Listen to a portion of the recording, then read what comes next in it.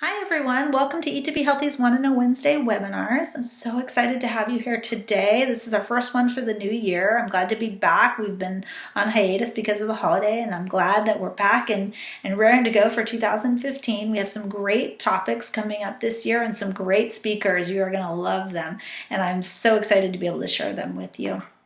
Today's topic is a great topic. I love it. It's one of the ones that we, get asked a lot about, and it's what we do is help people reach their goals. Today's topic is how to actually accomplish your New Year's resolutions in 2015, and a lot of people need help with this because they start off really good. January's awesome, and by February, they're not doing so hot. So that's what we do, is we help people with goals. And so I'm really glad that we're able to share some really awesome techniques and tips with you today. And one super secret technique that we use with all of our clients, it's one that usually you don't see unless you are a private one-on-one client, and I'm happy to be able to share a little bit of that with you today so that you are able to take this technique that we use and implement it right after the webinar. So you can just you're going to be able to download a worksheet that will help you and get you on your way for 2015. So I'm happy that we have that opportunity to share that with you today. So I want to go ahead and get started. I know we had some technical difficulties in the beginning, but it seems like everything's up and running and we're going well. So I want to go ahead and get started and help you reach your goals for 2015. So happy New Year, everybody. Today we're going to talk about how to actually accomplish your resolutions for 2015.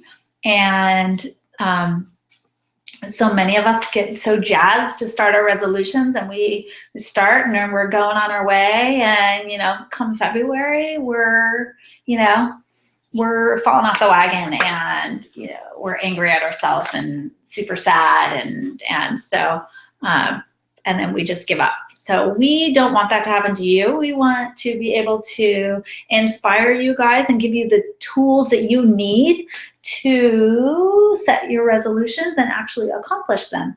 So we are going to go through a couple things. Don't worry about taking too crazy of notes, because you will get the PowerPoint presentation. It actually comes in a PDF document, and you'll also get a worksheet at the end to do our super secret trick that we use. You're going to get that as well to do.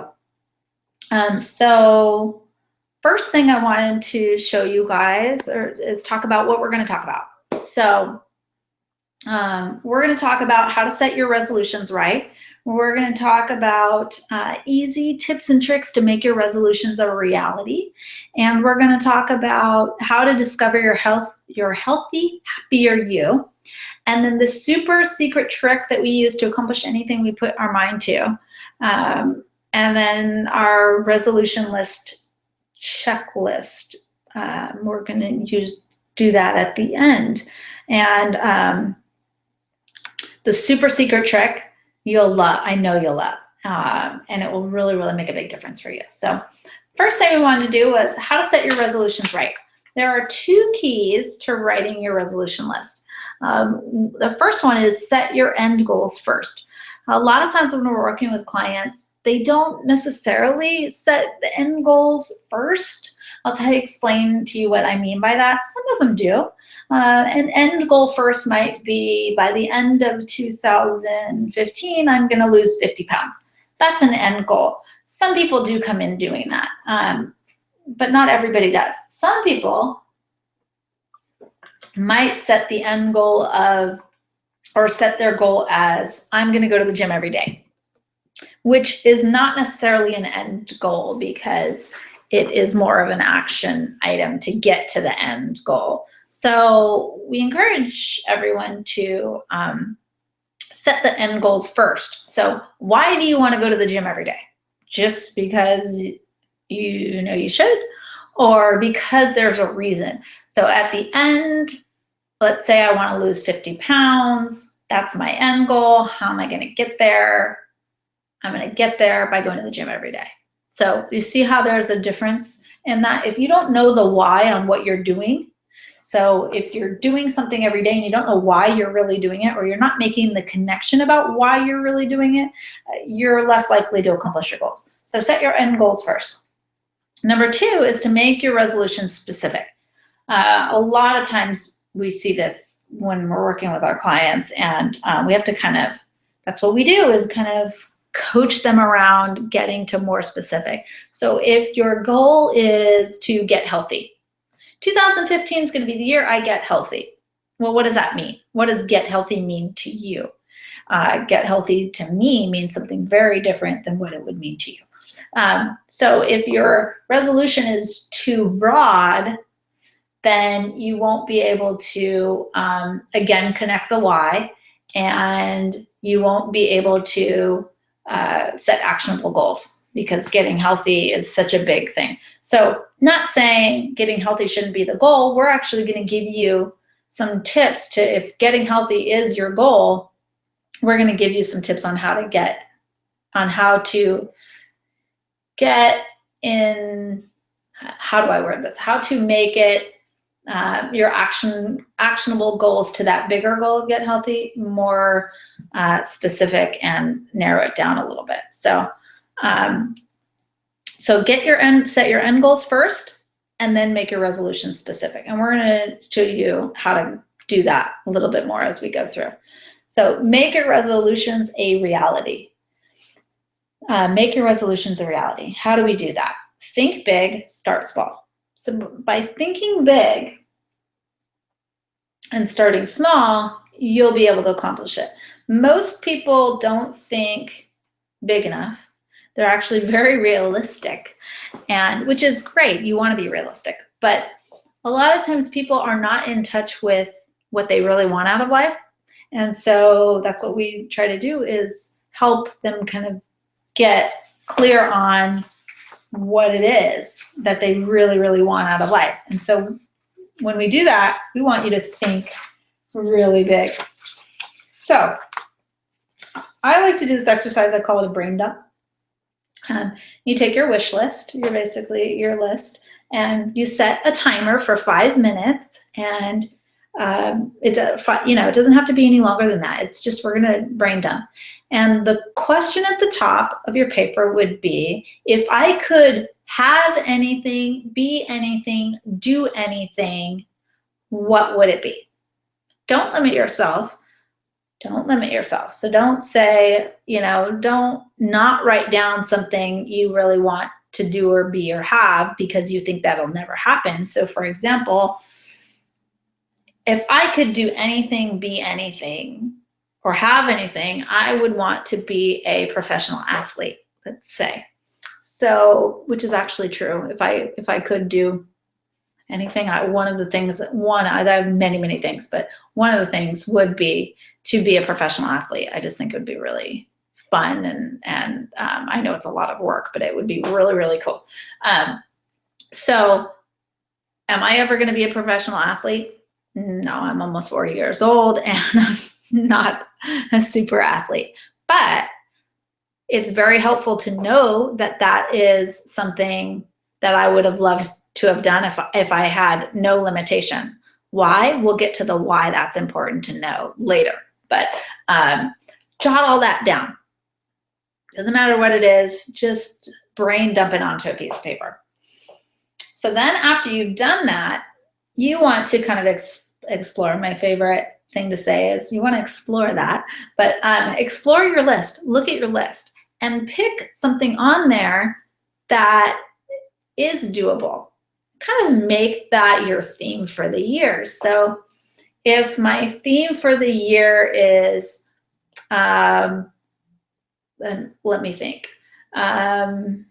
What would be, I want to use the lose 50 pounds. That's not quite big enough. Lose 50 pounds might be hard for a lot of people. I'm not saying that that's not a big goal. It is a big goal. But when I say think big, I want to say lose 50 pounds so I can go to Cancun in the summer and parade around in my bathing suit. Now, that might be a really big goal for someone who really has some weight hangups and thinks that they are, that they would never even consider being in a bathing suit. That might be really big for somebody. Or it might be lose 50 pounds and enter a bikini body challenge. Something like that, right? That would be bigger. So your big goal is be a bikini model, and your smaller goal would be lose 50 pounds this year. Because maybe being a bikini body model, maybe you wouldn't be able to do that for 3 years, 5 years, 10 years, who knows? But your smaller goal, let's say, would be for this year would be lose 50 pounds. Well, we're going to break it down even further from losing just 50 pounds. We're going to break it down, but into even smaller increments, because that's how you'll get action. But you want to start big. So start big, do your brain dump, do 5 minutes, brain everything, dump it out of if you could be anything, do anything, have anything, what would it be? And then we're going to take those into smaller action items. So let's say you've taken it into a smaller action item and your goal is to lose 50 pounds by the end of the year, let's say. Now you're going to want to create habits. You want to turn your resolution into habits, because a habit is what is going to help you reach that goal. If you do not have a habit that is related to that goal, you will not accomplish the goal. Plain and simple. There's just no way you can accomplish a goal without some kind of habit that is supportive of that goal. So there's a lot of different ways to create a habit. You want to create a habit because you're physically changing the brain when you do that. It takes, some people say 21 days, some people say 28 days, some people say 30 days. It depends on who you talk to. It takes at least 21 days to start a new habit. So what you want to do is there are key ways to get into that new habit. One key way is set up a reminder. So for me, for example, one of my goals is for 2015 is to drink more water. I tend to not drink enough water. You're supposed to drink half your body weight in ounces. I personally do not drink enough water. So, and I knew this in 2014, which is why I started this resolution in 2014. So technically, I guess it's not a New Year's resolution, but it's one I'm continuing from 2014. So to do that, I set reminders every couple hours to drink water. And what I do is I have a bottle of water on my desk to wherever I am. I bring it everywhere I go. And then when the alarm goes off, I drink 8 ounces of water. 6 to 8 ounces of water during that time, and it goes off every couple hours, and that way I make sure I get all the water that I need. If I do not set a reminder, I will end up working right through, and all of a sudden it's the end of the day and I haven't had any water. So setting up reminders, and you can do this in a lot of different ways. You can do this through an alarm on your phone. You can do this. I have a Fitbit, and the Fitbit is so great because it helps me with my water challenge. It reminds me to drink water. It buzzes on my wrist, and I love that. I think it's really cool. So it reminds me to drink water. So Fitbit is something like that, a smartwatch or a Fitbit, or there's a whole bunch of them out there. I like the Fitbit actually. I've used it for a couple months now, and hoping to upgrade soon to the bigger one, the Surge, when it comes out, because I think it's a really cool tool. I like it so much that if for any of our new clients who have start programs that are 90 days, through a year, start the programs, we actually include a Fitbit in the program because we love some of the features that it has, to be able to hold people accountable and all of that. So we love the Fitbit. So whether it's a Fitbit or whether it's an alarm clock or whether it's your phone, set some kind of reminder. Leave yourself a note. You can also put a rubber band on your wrist. post things on the wall, put it in front of the, TV, whatever you need to do to act as a trigger to help you remember to do what you want to do. Another thing that I use for reminders is there's a couple different apps out there I use. Todoist is one of them, which is a to-do list basically. And I use that combined with a couple different apps, Sunrise and Timeful, and all of them combined together to make this super awesome calendar so that I don't miss a thing. It's, always letting me know what I have. I just need to take a look at it and it tells me what I have going on. I love it. And it sends me alerts, reminders, reminder to call so-and-so, reminder to do all these things. So I'm a big fan of reminders. One of the other things to do is I set my clothes let's say I'm going to go running in the morning. I set my clothes and my shoes and everything. I get it all ready and I set it, either by my bed or wherever I need. I actually set it a little bit further from there, but sometimes in another room that I go to. And doing that is so that when you wake up, you see your clothes and it reminds you that you need to go running. So setting reminders is a good idea. Make it a ritual. It's really important to make things rituals. So by doing that, I mean doing something the same time, same place as much as possible. Same time, same place every day.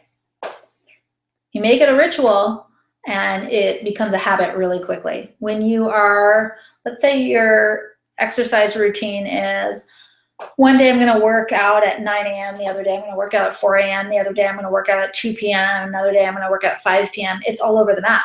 And sometimes you have to do that because of your schedule, but you're more likely to accomplish your goals if you're doing your rituals, if you're doing the habit at the same time every day. And that's because it creates connections in the brain that at this time I'm supposed to do that. Have you ever seen with your dog, how your dog starts to know every day at this time you're going to feed your dog or you're going to go walk, and your dog will start to get ready before you even have told them it's time. It's because that's how our brains work. Setting up a habit, setting up a ritual, we automatically will start doing that. One of the things that I've told the story, I think, a couple of times. A way that I like to kind of show really quickly on how your brain makes a habit and it will do it very quickly and stay with it is mess with the apps on your iPhone. So if you have an iPhone or Android or whatever you have, all your apps are there. And usually you have them in an order. And so when you go to make a call, you know where it is, whether it's at the bottom or the top or wherever you placed it. So when in the past, I lost my phone and I got a new phone. And when I got it, my apps went back on the phone, but they were all in different places. And it took me a few days before I was going to have time to be able to go through and put them where I wanted them. So I noticed those 2 days or a couple of days that I had when I went to make a call or went to send somebody a text, I would go to where the app was before. And that's because your brain knows where it is. Now I've moved it around. And so I remember when I first did that, I laughed. I said, oh my gosh, it's really funny how your brain just automatically will go into, sleep mode and do it. It just knows. And when you mess with that and change it up, it doesn't know where to go. And so it takes a little bit of time to get used to the new placement. So for fun, I like to, every once in a while, every couple months, I'll change my apps around just to confuse myself and show myself that, I still can use my brain and not get so stuck into a habit. But it's a good example to show yourself on how easy it is to get stuck into a habit. And so, which is a good thing and a bad thing. It's good if it's a good habit. It's bad if it's a bad habit. So making it a ritual, same time, same place, will make it a habit really quick and easy. Stay motivated. Once you've remembered what to do, you got to be motivated to do it. Obviously, we hear a lot from our clients that staying motivated is really hard to do. A lot of times they're just tired and they just, feeling lazy and just don't want to do it. So one of the things that we like to tie together is the why. So when you're feeling lazy and you don't really want to do it, I'm feeling lazy and I don't want to go to the gym today, I would ask myself, why am I going to the gym in the first place? What is the benefit of doing it? Okay, so I'm tired, I'm laying here and it's early in the morning and it's warm and cozy in my bed and it's too cold to go outside. I would ask myself, why do I want to go to the gym in the first place? Or why do I want to go running in the first place? I want to go running because I want to lose those 50 pounds. Why do I want to lose those 50 pounds? I want to lose those 50 pounds because I want to enter the bikini body challenge, or I want to, go to I have that cruise booked at the end of the year and I want to look really awesome in my bathing suit or feel really comfortable in my bathing suit. So losing the 50 pounds is important to me. And then I would further ask myself, what's the downside if I don't do it? So if I don't go to the gym today and I say to myself, I'll just run 2 miles tomorrow instead of 1 mile today, what is going to happen if I don't do that? What's the worst that can happen? Well, the worst that can happen is the cycle that you started, the habit that you started to form by going every day for a week now, and now you're on week 2 and you're too tired and you don't want to do it. Now it's that habit that's starting to form has now been broken. And so it's not going to be formed. It's not, you've broken that connection. So now it makes it a little bit harder tomorrow when you go to do it. Your brain doesn't want to do it because it's broken the connection. So that's the first thing. What else is the downside? Well, if I don't run today, I'm less likely to run tomorrow, and I'm less likely to run the next day and the next day, and then I'm probably not going to lose the 50 pounds, which means I'm not going to feel good at the cruise and feel comfortable in my bathing suit, and I'm just really not going to have a good time because I'm going to be worrying about it, just like the vacation last year, right? When I was, stressed, and which is why I made the resolution in the first place that I wanted to lose the 50 pounds, and then I'm for surely never going to be a bikini, model. And so when you start to look at it like that, it's like, oh, dang, I better get my booty up because it sets the whole thing in motion of, reminding yourself why you're doing it and what happens if you don't do it. So, and sometimes that's what you need to remind yourself to stay motivated. But you need to do whatever it takes to complete your task for the first 30 days, 21 days, 28 days, 38 days, whichever, because the repetition of it will be the action that you need for it to become a habit. So you won't have to, eventually you won't think twice. Every morning you'll get up and you'll go to the gym, or you'll go on your run at the same time. You'll do it automatically. But if you don't do that in the beginning and you don't stay motivated and make it a ritual at the same time, same place, and set your reminders, it will never have a chance to become a habit. And if it doesn't have a chance to become a habit, you will not be able to accomplish your goal. So one of the other things, or kind of the next area that we think is really important to setting goals and accomplishing them, is discovering a healthy, happier you. So finding the why. So many people pick a goal and don't know why they want it. They might want it, I want to be CEO, or I want to lose the 50 pounds. Well, why do you want to lose the 50 pounds? Why do you want to be CEO?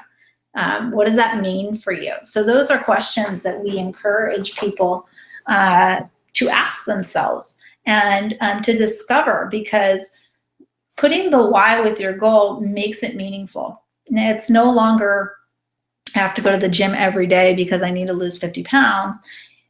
Finding the feeling behind it, where it's coming from and why, really will take you to the next level. It's such a key piece that most people don't really explore, which is why so many people don't accomplish their resolutions. So if finding your purpose and exploring your passions, it's really, really important. So finding what you love. So you can start by doing the brain dump. looking back at your brain dump, and you saw your wish list of, if I could be anything, do anything, have anything, what would those be?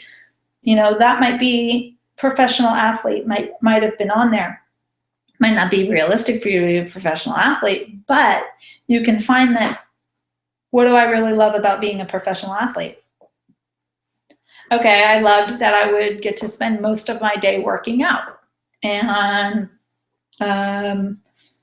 what else would be? You get to travel, exploring that. So take your brain dump. You've done the brain dump. Take your brain dump. Go back to the list. Pick out some things. This might take a little bit of time. You can do it over, a Sunday afternoon, or you can do one a day, or, pick something on the list. So take that list and break it down to the whys. What is it that I would think would be cool about that, having that, or being that, or doing that? So if my list was to run a marathon, was on there. If I could do anything, run a marathon. Why do I want to run a marathon? What does the marathon represent? What is it? Why the marathon compared to the half marathon, or compared to an Ironman? Why that? Figure that out. And then after you've figured out why, then are there other things that you can do to support that? So for using the example of the pro athlete, I want to be a pro athlete. Again, probably not going to happen in my lifetime, but what is it I loved about being a pro athlete? Being a pro athlete means I get to work out every day. Well, is there ways that I can incorporate working out for long periods of time every day because I love doing that? Okay, well, that's what we're going to find, because that's obviously a passion. I liked the travel aspect of being a pro athlete. They get to go to all these places.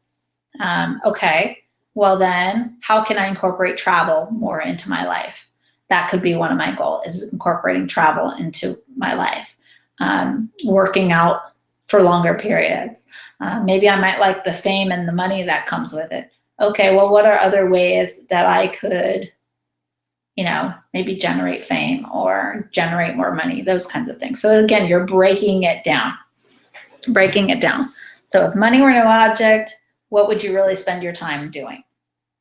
Is it working out 6 hours a day? Is it, is it helping people? Is it whatever it may be? Pick what it is, and then incorporate that, because that is your passion. And incorporating more passion into your life will help you reach your goals. So, for example, I'll give you an example. If you want to lose 50 pounds and you hate running and you hate going to the gym, don't do it.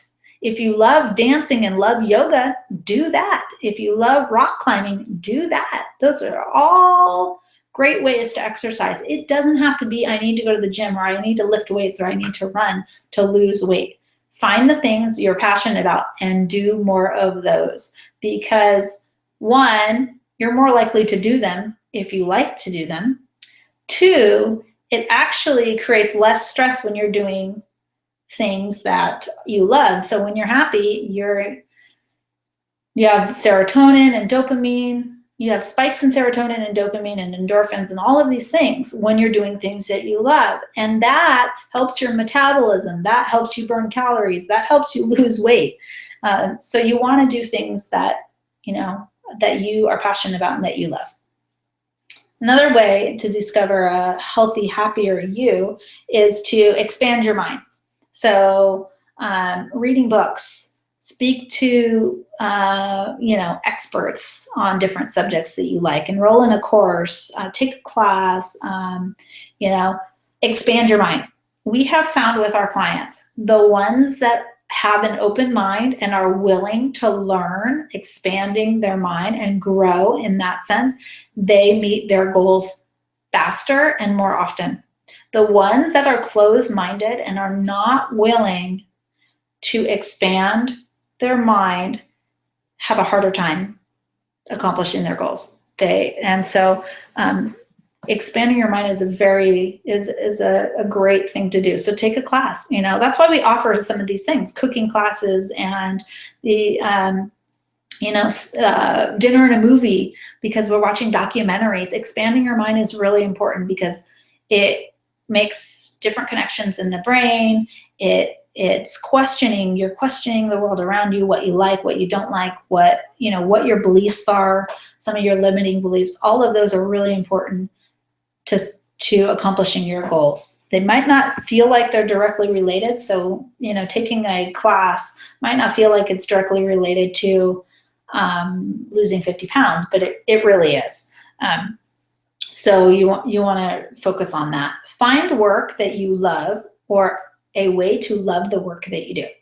So not everybody is as lucky as I am to get up every single day and do what they love. I am absolutely passionate about what I do. I love it, and I get so excited in the things that I get to do. It just lights me up. Not everybody gets that. So if you can't do if your job that you are paid to do is not what you love, there's two things you could do. One, you can find a way to incorporate what you love into your job. So for example, if you love kids and you don't work with kids at all, volunteer somewhere, be a mentor,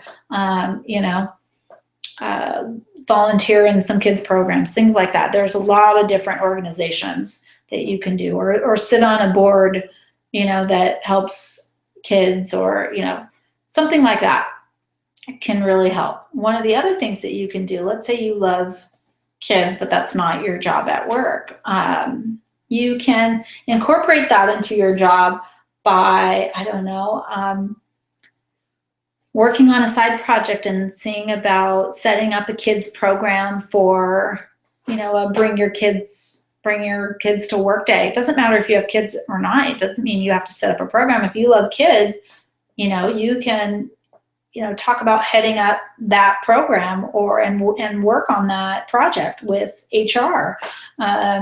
If you, let's say, are passionate about event planning and you can't be an event planner, then, can you be the party planner at work? Or can you just incorporate more planning party kind of stuff at work, just by doing small things for your coworkers? Can you, if you love jewelry, can you make some jewelry on the side and have an Etsy shop or an eBay shop? And, even if you're making like one piece a month and selling it, or even not selling it, maybe you're giving it away or donating it, so incorporating those things that you love. If it's art you love, paint. And if, let's say, you paint, or you're a photographer, or, taking those pictures or drawing and, doing that in your spare time, even if it's once a month, doing it and then posting it on Facebook. And you would be surprised at how many people would buy that stuff. You'd be really surprised. So incorporating what you love into your work. The other thing that you want to do is find a way to love the work that you do.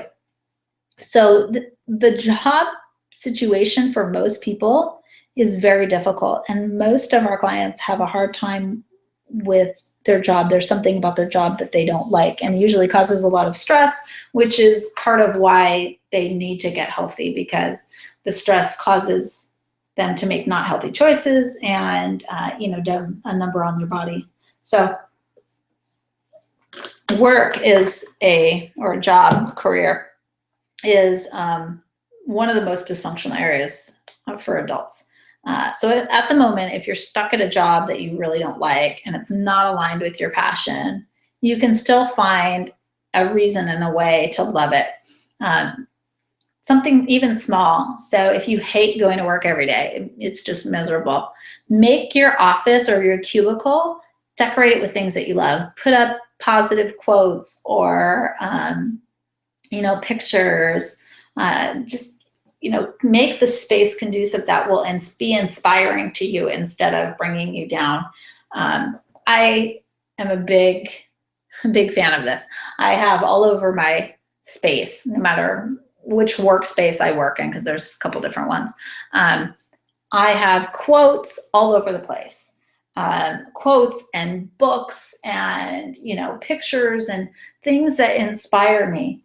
And when I don't have that, when I'm not using the colors that really resonate with me or the quotes and things all around, I'm not reminded of it. So you'll see all over the place. I have quotes. I have mirrors that I write different quotes on for the day, which is like my mantra or my affirmation for the day. I write those. I have them all over. I have a chalkboard that has my core desired feelings on there. If you don't know what core desired feelings are, we're going to talk a little bit about that later. But the desire map can help you find your core desired feelings. I have those, so making your space more in line with what inspires you and makes you happy is really, really important.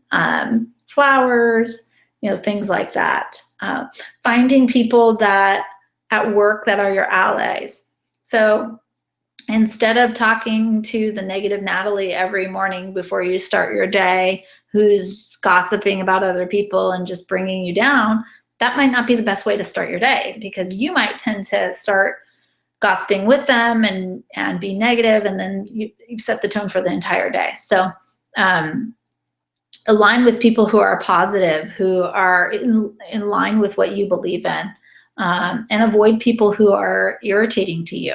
Not, obviously you're going to have to come in contact with them. That's a whole other thing, but doesn't mean you need to be with them all the time. So making your work area, your work life, more beautiful to you is a way to find love in the work that you do. Once you accept and appreciate that what you have, you can, your job will be easier for you to do. And on top of that, you can spend more time. You can spend, more time finding out what you love and ways to incorporate what you love into other areas of your life. And let's say you like, you're passionate about running. So why don't you start a 5K team, or get some of your fellow coworkers to run or walk a 5K with you coming up, or organize that kind of stuff. That's all ways that you can incorporate some of the things that you love into the work that you do, and it makes it more fun for you to go to work every day. Number 4 is huge, huge, huge. Replace negative thoughts with positive affirmations. Huge. If you have a negative tape playing in your head, it's time to erase it. You've got to have positive thinking. Our thoughts are so powerful, and they truly shape our actions. So if you're constantly being a negative Natalie to yourself and always, just shaming yourself all the time, I personally have a lot of work to do around this one, because it takes a lot of work for me not to have not negative thoughts about other people, but negative thoughts about myself. So that's always one I constantly work on. But if you're constantly having that, it makes things so much harder, and it is a lot more challenging. If you've ever read the book Happy for No Reason, she talks about the science between what we think and our bodies, and it's absolutely fascinating. There's a lot of other ones that do it, but that's a really good book. I love. We read it for book club one time, and it was great. So she makes a really good connection from it. So I'd encourage everybody to read that. That's always a book that I recommend to all of my clients. Number 5, drink more water and less soda. I don't need to say anything more about this. That you just plain and simple. Coffee, tea, and soda don't count as water. They actually are diuretics that dehydrate you. So what you want to do is drink more water. If water is boring, add lemon, make some of those vitamin waters that we have, cucumber that we've talked about, add a little bit of, just a tad of apple juice, or, do whatever you need to do to be able to drink more water. Eat slowly and savor your food. Chewing your food is very important for the digestive process. Most of us, including myself, don't chew as much as we should. So, but it's really, really important. And so taking the time to eat slowly is, a key to is a key to finding balance and really just not overeating. When you chew slowly and eat slowly, you'll feel full and satisfied faster, and you won't eat as much on your plate. So that's always really important for New Year's resolutions. Eat more greens.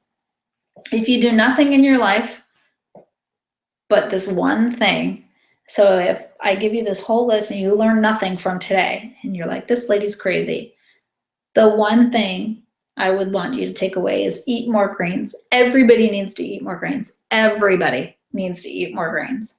And so that's why the smoothie classes are so popular that we do, because it's a way to get greens in without actually having to physically eat. You're drinking it instead, and it tastes good. There are so many benefits to eating more greens, and or just eating greens in general, and we are not eating enough. So if you do nothing else, eating more greens for 2015 should be at the top of your list. Find a physical activity that you enjoy and do it regularly. We talked about that. You know, if you don't like to run, don't run. If you don't like to go to the gym, don't go to the gym. If you like to dance, or you like to rock climb, or you like to do, gymnastics, or you like to yoga, whatever it is, find it and do that, because you'll do more of it. The more you do of it, the more likely you are to accomplish your goals. So you want to keep doing that. Have a spiritual practice. Having a spiritual practice is very important. So it fosters connection with yourself, connection with nature, connection with the world, connection with source, God, Buddha, whatever you call it. Having some kind of connection makes meaning to life. And people who feel connected to the big picture, they get healthier faster. So whether it's religion or meditation or nature or whatever it is, do more of that. Incorporating a spiritual practice into your daily routine will help you set and reach your goals. Will help you reach your goals.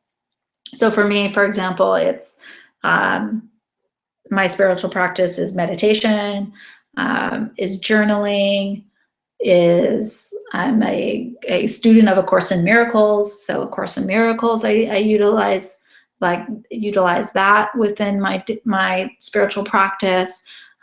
Nature, so hiking, those are all part of my spiritual practice, and I incorporate that every single day, and that keeps me centered to the bigger picture, and it makes me healthier. What else? Always be loving and forgiving.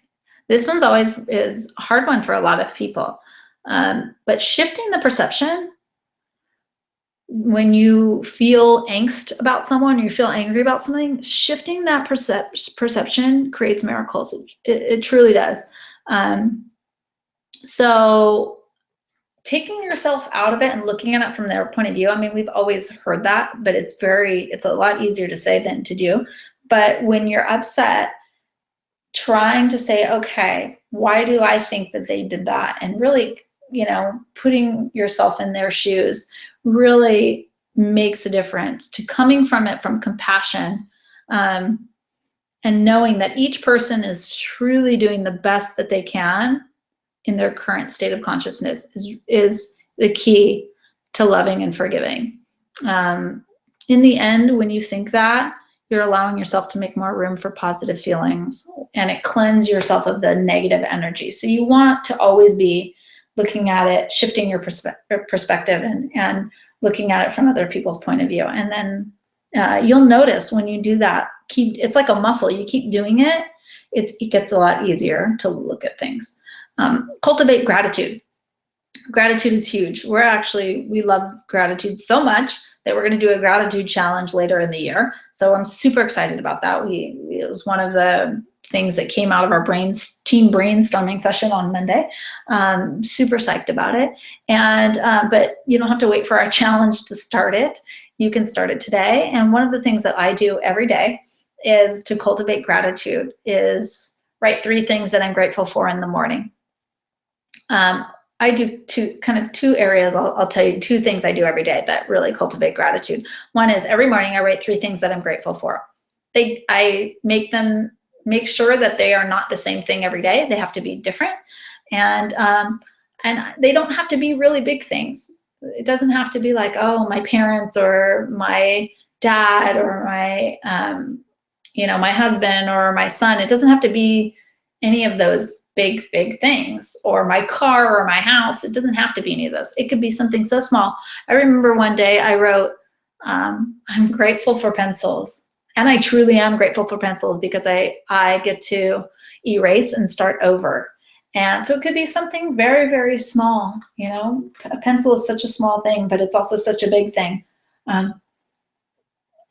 If you've read the book, The Power, what did I think it's called? The Power of a Pencil.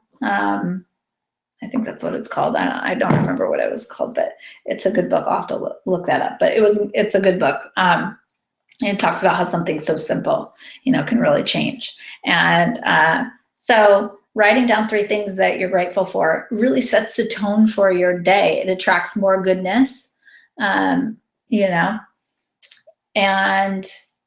it keeps you in a positive frame of mind. So I do that in the morning. That's another good way, is to cultivate some kind of gratitude. So whether it's in the mornings or at night for you. One of the other things I do is at the end of the day is I take one moment that was a good moment, a moment that I loved, and I write it down.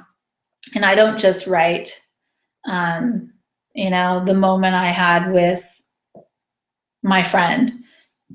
Excuse me. I will write down all the specifics. It doesn't have to be the whole entire conversation, but what did I hear? What did I see? What was the smell? How did I feel?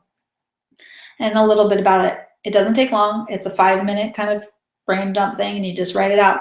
But what happens is when you go through all the 5 senses with that moment and you're writing down those 5 senses, everything that you felt and smelled and saw, all of those things, your brain is recreating the moment. So now you've experienced the moment not once, but twice.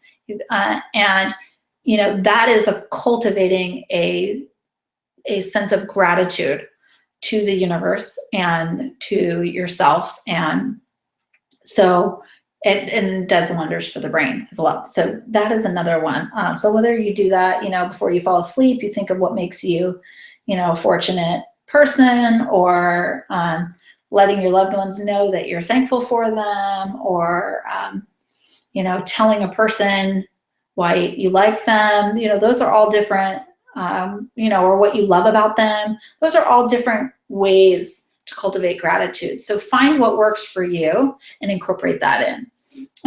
Seek healthy relationships that support you. This is so key. It's really hard to be the best you can be if you've got somebody who's not supportive around you. If you have somebody who's constantly, being negative or shaming you or not inspiring you, it's really hard to be the best you. So feeling loved and supported by the people in your life is such a gift. And if you don't have that, you need to get that. And you need to get rid of the ones that aren't giving you that.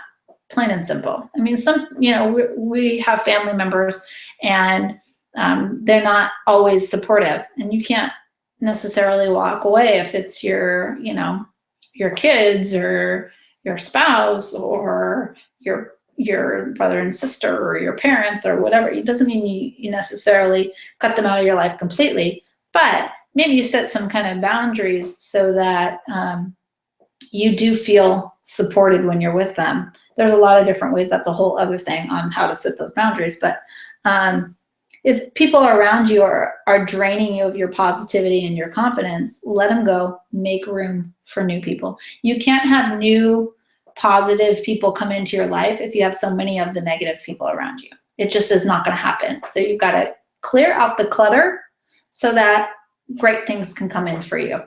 So those are really 12 ways to be a healthier, happier you.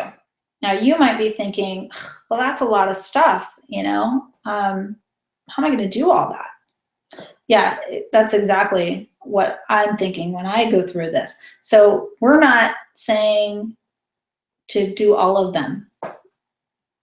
all of them would be great. But here's a super easy trick that we're going to give you on how to take these 12 things that we've talked about and anything else that you have on your list. Super easy trick to help make those, to help you accomplish those. So first thing is, if you take these 12 items, or, you know, and plus if you have some other ones, you know, and take these, and instead of incorporating them all at the same time, you want to do what we call piggybacking. Piggybacking. So for example, if my goal is to lose 50 pounds and I was just told that I need to drink more water, drink less soda, chew slowly, eat more greens, you know, find an exercise I love, plus incorporate a spiritual practice and be loving and do the gratitude stuff and, you know, seek healthy relationships and, you know, all those things. That's a lot of stuff. And if you do them all at once, you will fail. Just plain and simple. You will. You're going to try and incorporate too many things at once. So you pick one. Pick an order. Pick one. So my goal is to lose 50 pounds.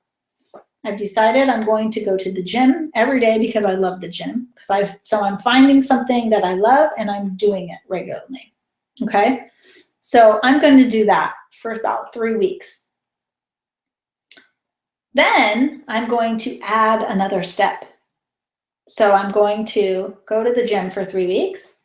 Then at the end of that 3 weeks, I'm going to cultivate gratitude.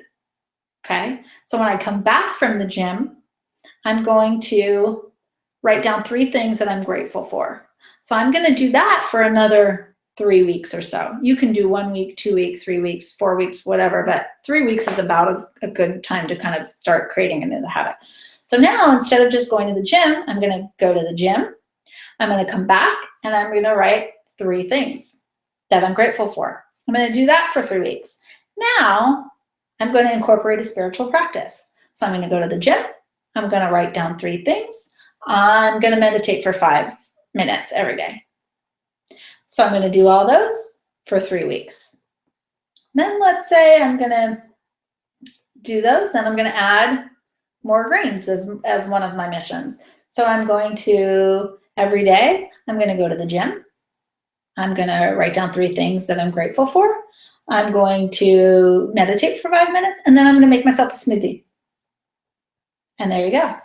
And so before you know it, all of those habits will become so regular that you'll just be doing them. So you have to pick which things really resonate with you. And then instead of doing them all at the same time, you want to set a schedule. You want to piggyback off of each other. So you pick which ones you're going to start. So the way we do that is by this super secret technique that we use. And I just love this. This is called a roadmap.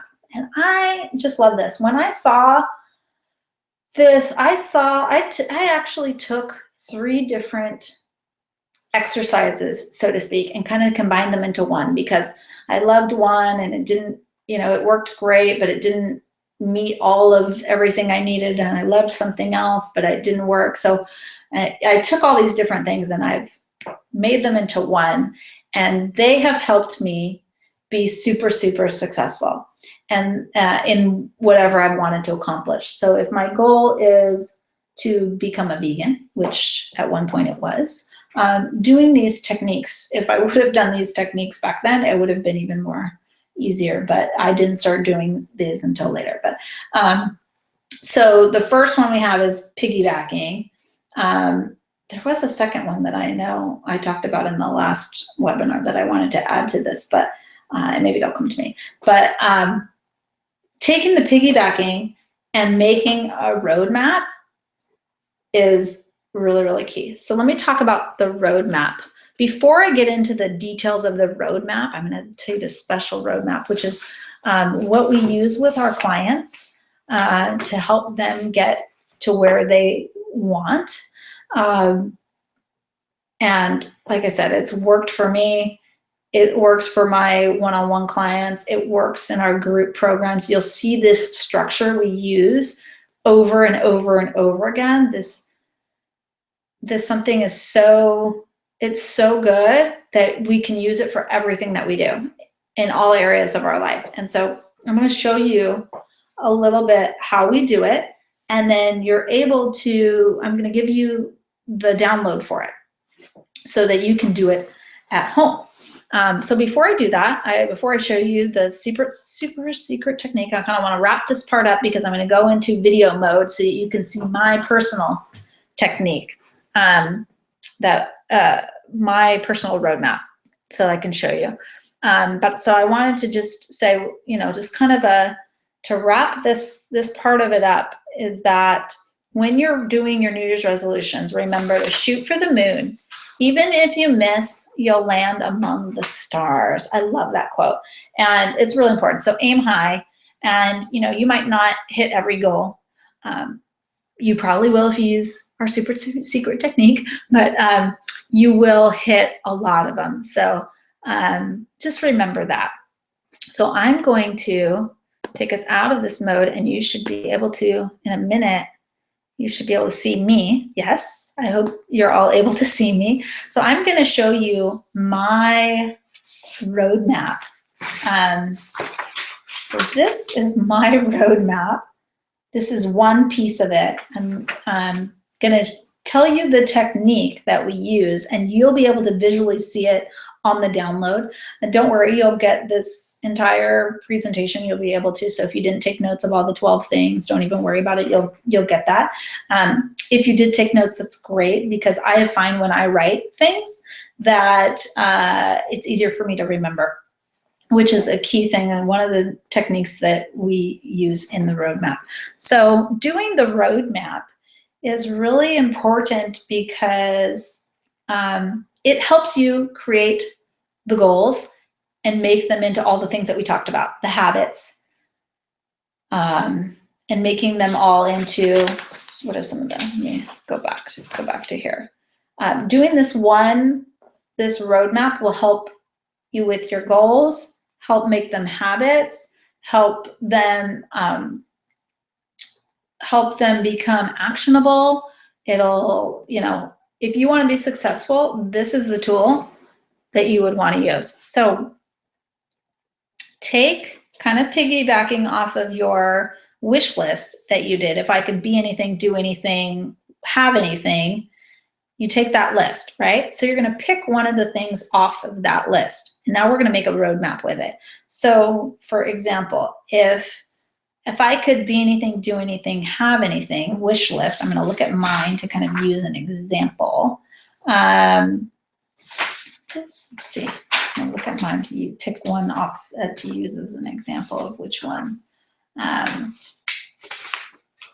So if I could be anything, do anything, I'm going to pick. Okay, so for my wish list, I'm going to take that, and I'm going to take my wish list that I just did, my brain dump, as we called it earlier, the one that we talked about earlier, and you're going to take that and you're going to break it out. So you're going to put on there, what can you accomplish out of that list? Which ones are lifetime goals? Which time are 3-year goals? Which one are 1-year goals? And which ones are 3-month goals? So you're going to break out your list into a roadmap, okay?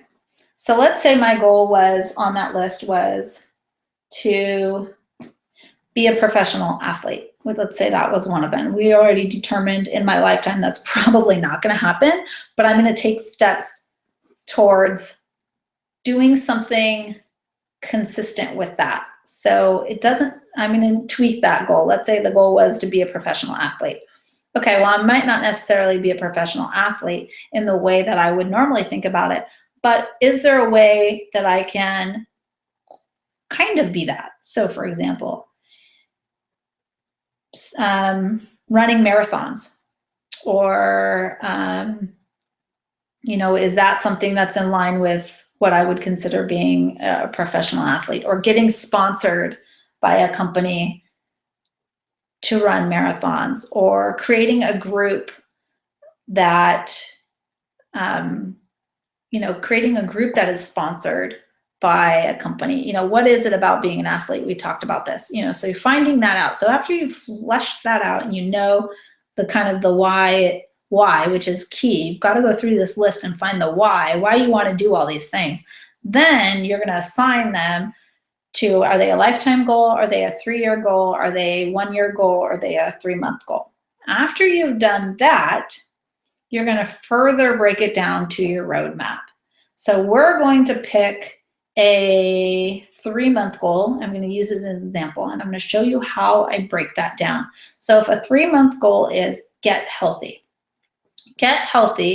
is too big of a goal just by itself. So it's an awesome goal. We want to do that. So in 3 months, I'm going to get healthy. What does that mean? So we're going to make our passion planner. We're going to take, I got this originally combined with the passion planner. That's why I said it. Combine the passion planner with the desire map, with the gorgeous chaos planner, and all of those. I loved all different pieces from them, but they weren't by themselves. They didn't work for me. The desire map I loved because I found the why. The why I like, what is it I want and why.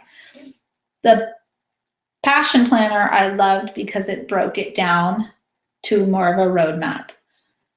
But it was missing key points, which is why the gorgeous chaos planner worked really well as well. And all these tools I loved, but they just didn't do everything I needed. So that's why we did this system that we've talked about, which is combining them all. I'm not claiming we own the system. I'm just saying this is the system that works for us, is combining kind of all of these tools. And so with that, we've done our roadmap. So our roadmap, you can see, looks like this, which is like a hot mess. So I take it, and that's why I encourage you to do this on pencil and paper. You do not do it on the computer yet. You can take it and transfer it to a computer. I'm a digital girl and I love all that, but I'm going to start with paper. And you transfer it over if you need to, or because you're going to make a list from this crazy messy chart. So for example, if it's get healthy. So what are some things on my list to get healthy? So one might be to sleep more. Okay, so you're going to take that, get healthy, and you're going to break it down even more to sleep. So I'm going to, let's say sleep, I'm going to exercise, I'm going to stress, and I'm going to laugh more. Those are, I picked like 5, I did 5 or 6. Exercise, stress, sleep, food, learning, and laughing. I did 6, okay? So we're going to focus only on, I'm going to just give you two examples. So I'm going to further break it down. So stress or sleep is one of them. So I'm going to break sleep down even further. So what is healthy sleeping for me? That would be, let's say, 7 hours a night. Okay, so now I'm going to break that down. So I need sleep 7 hours a night. I'm going to break it down even further. That means I need to go to sleep by 9 p.m. because I get up at 4 p.m. Whatever it is for you, 8 p.m. to get up at 4, 10 p.m. to get up at 7, whatever it is, or 5 or whatever whatever it is for you, depending on how much sleep your goal is. So now that you've broken it down, okay, I know every night I need to go to bed at 9 o'clock, then you schedule that in there. So, on your calendar, you schedule that in. So let's say my, furthermore, to get better sleep is I need to go to bed by 9 o'clock, and I need the last hour before I go to bed needs to not have any electronic devices around because we want to keep those away from us. So I'm going to power down my phone at 8 o'clock and I'm not going to touch it. Again, you're going to set that in as a timer. So set a reminder at 8 o'clock, put phone down, done ski with that. Go to bed by 9 o'clock. Those are, actionable items. So now you've done that for sleep. So let's use stress as an example. So get healthy, stress less is going to be one. Let's break it down. What are ways to stress less? One for me might be meditation, might be staying scheduled or having a schedule, staying on schedule so I don't get stressed during the week. Another one might be doing something I love, scrapbooking. For me, I love scrapbooking, so adding scrapbooking in is a de-stressor. For some people, it might be working out or whatever. Going to the spa, going to get a massage or getting a pedicure or doing some kind of self-care thing might be for some people. So if I have those as my list, I'm going to further schedule it. So if meditation is on my list, so I might say, okay, I'm going to meditate twice a day, 30 minutes a day. You pick whatever. It could be once a week. It could be twice a week. It could be 5 minutes. It doesn't, you pick what's comfortable for you. For me, it's twice a day. And let's say I'm going to choose 30 minutes a day. Then I'm going to break it down even further. What time every day? Okay. Every day at 7:30 and every day at p.m. and 4:30 a.m. Or, okay, I'm going to schedule that on Mondays and Wednesdays and Fridays at 6 a.m. But on Tuesdays and Thursdays, I'm going to do it at, 8 p.m. You have to pick what it is, but then you schedule it and you put it on the calendar. And then that way it's scheduled there and you get a reminder. If it's spa day, okay, or a massage, I'm going to schedule a massage once a month. And you get it and you schedule it in. You set a reminder for you to say, okay, a reminder is to schedule in spa day. Scheduling, for example, being organized is important for me because I'm less stressed if I'm organized. So having a day, Sundays at 3 o'clock, for example, spend a half an hour or an hour scheduling your next week out, doing things like that. If food is one of the things, meal planning, so you spend your Sundays and you can plan out your week, or meal prepping, spend Sunday afternoons cooking for the week. Those are all different techniques that can further break down what your goal is and then schedule them in there. So you're making a roadmap, how you're going to get there. So if your goal is to lose 50 pounds, your goal is to get healthy within 3 months. How are you going to get there? You're going to get there by scheduling it all in. If you were going on a vacation and your trip was a road trip and you didn't know where you were going, you knew you were going to New York, but you didn't have if you didn't have a schedule, you might get there at some point. You might not get there because you might get lost, but it might take you a lot longer and you might not have time to get there or do the stuff that you wanted to when you got there. And so that is what the roadmap is all about, is you have a goal, you want to get there, but if you don't have a plan, you don't have a roadmap to get there, you might not get there at all, or you might get there and it's not going to be what you wanted it to be. So finding the whys, finding the what, the why, and then road mapping it out are the super secret techniques that we use. And so you'll understand more once you see it. But if you wanted to start today, right now, before you even download it, do your brain dump of, if I could do anything, be anything, have anything, what would that be? Then find out through that list, go through the list and find out, why do I want those things? And then determine if you still want them, or if there's other things that you want instead of those things. Then after you've done that, then break it down to lifetime, 3 years, 1 year, 3 months. And then after that, you start to break it down to, okay, how am I going to get there? What are the tasks that need to be done to accomplish that goal? And schedule it in for each day. So that's basically the roadmap in a nutshell, our super secret technique. We hope that helped you. And if you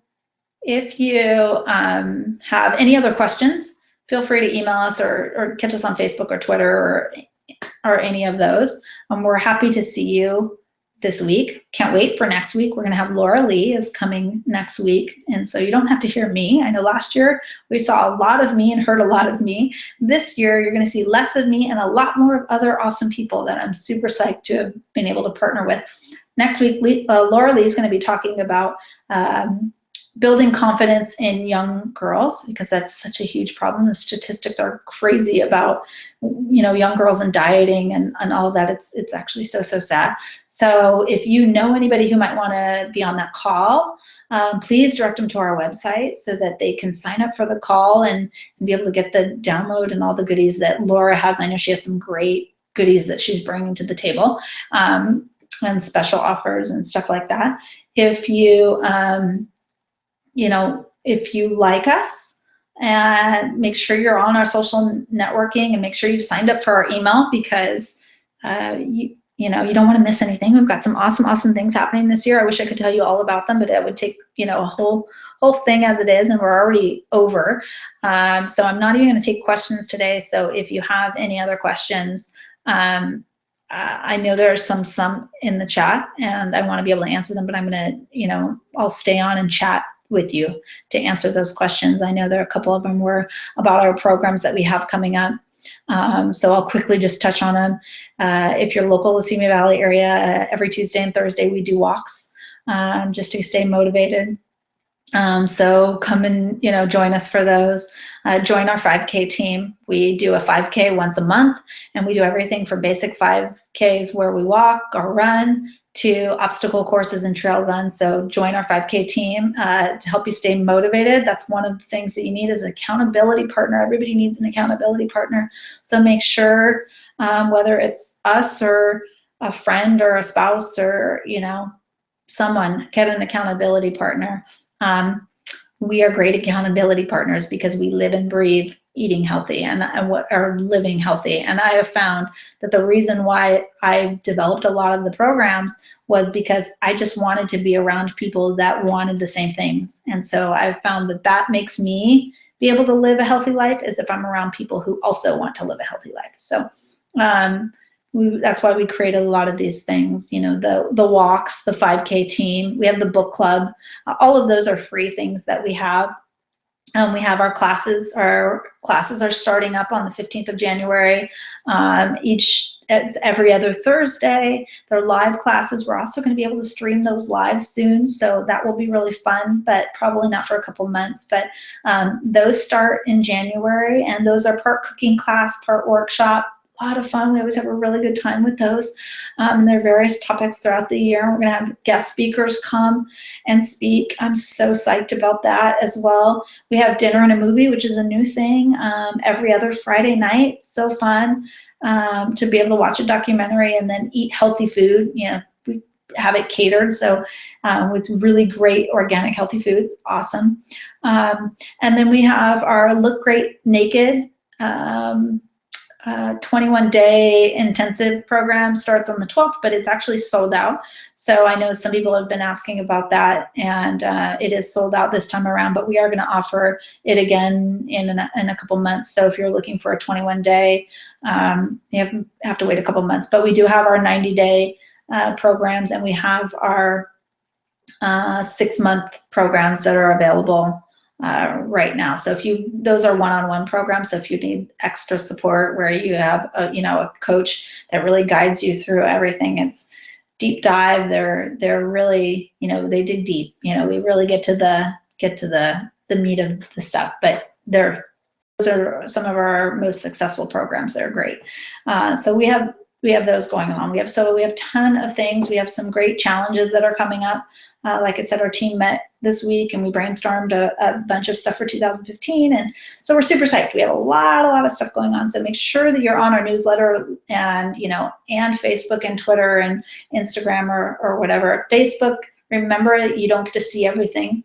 They kind of limit sometimes everything. So I would make sure you're on our newsletter. And that's it. See you guys next week. Bye.